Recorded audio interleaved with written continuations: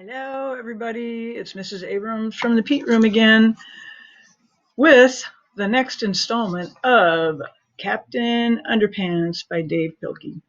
When we last left George and Harold, they had just put Pepper in the cheerleaders' pom-poms,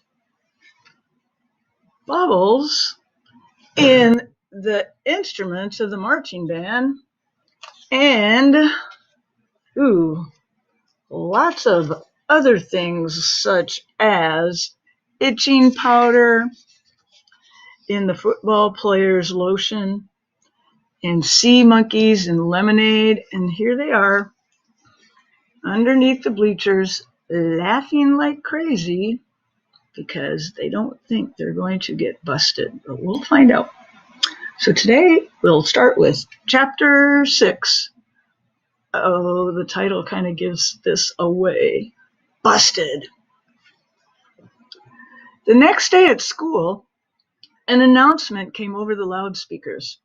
George Beard and Harold Hutchins, please report to Principal Krupp's office at once. Oh, said Harold. I don't like the sound of that.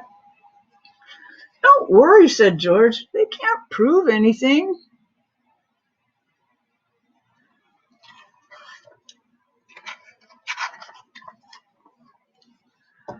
George and Harold entered Principal Krupp's office and sat down on the chairs in front of his desk.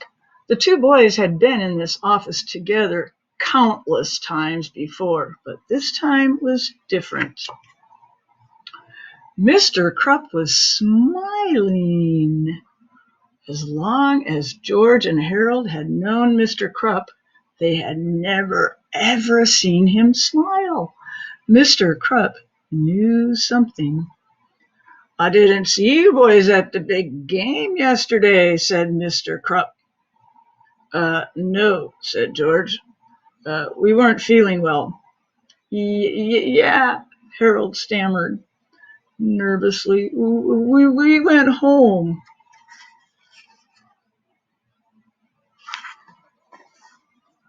Ah, that's too bad, said Principal Krupp. You boys missed a great game. George and Harold quickly glanced at each other, gulped, and tried hard not to look guilty. Lucky for you, I have a videotape of the whole thing, Mr. Krupp said. He turned on the television in the corner and he pressed the play button.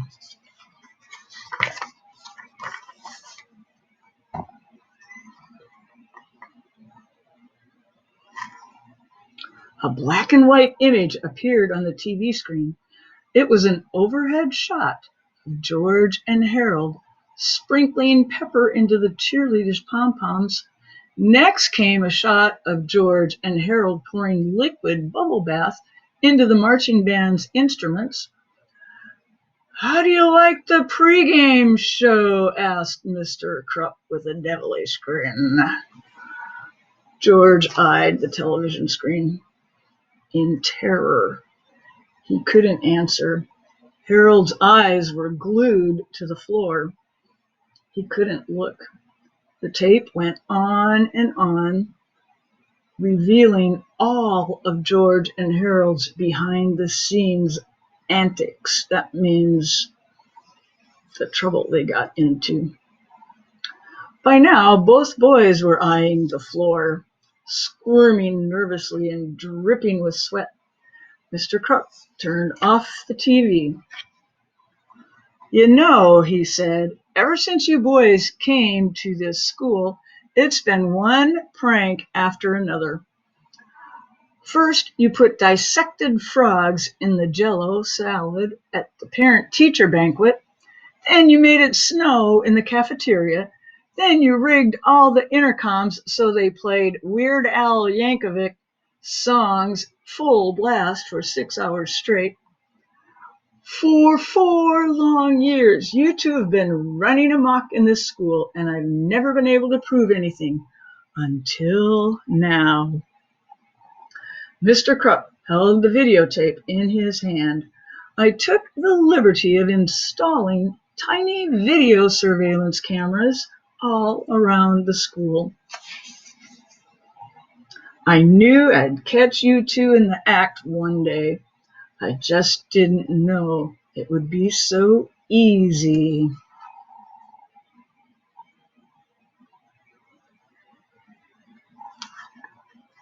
Chapter 7. A Little Blackmail. Mr. Krupp sat back in his chair and chuckled to himself. That means he laughed a little bit to himself for a long, long time. Finally, George got up the courage to speak.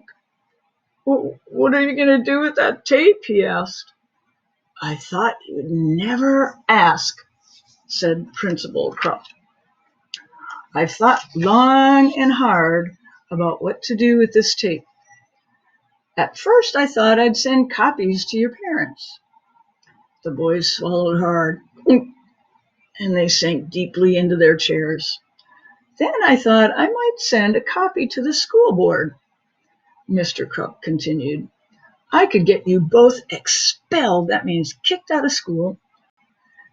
The boys swallowed harder and they sank deeper into their chairs.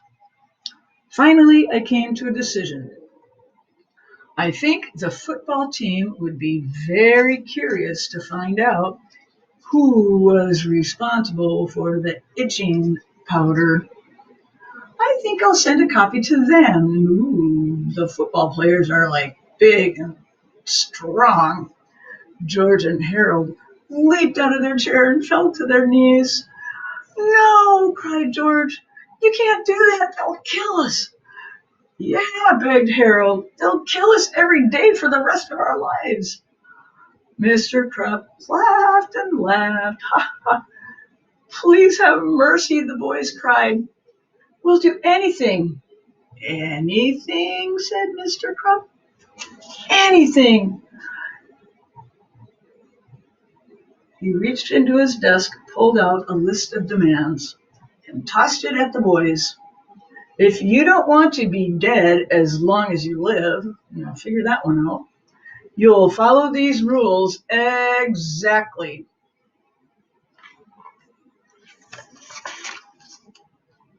George and Harold carefully looked over the list. This is blackmail, said George. Call it what you like, Principal Krupp snapped. But if you two don't follow that list exactly, then this tape becomes property of the Horowitz knuckleheads.